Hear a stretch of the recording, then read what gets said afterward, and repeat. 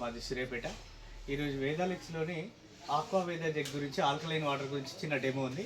2 మినిట్స్లో చూడండి ఒకసారి. ఇందులో ఆల్రెడీ మనం వాటర్ పోసాము రెగ్యులర్గా.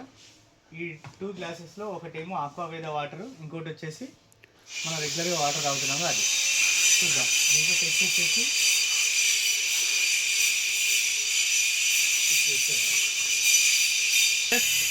ఇది మన దగ్గర టెస్టింగ్ సంబంధించిన పిహెచ్ స్కేల్. ఇది మనం వాటర్ తాగేటప్పుడు పిహెచ్ అనేది ఖచ్చితంగా 8 పైన ఉండాలి.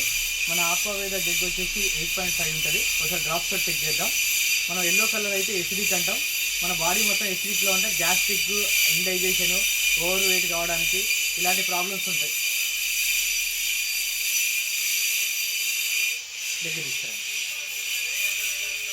చూడండి. వాటర్ వచ్చేసి ఇది ఎల్లో కలర్కి దగ్గరలో ఉంది.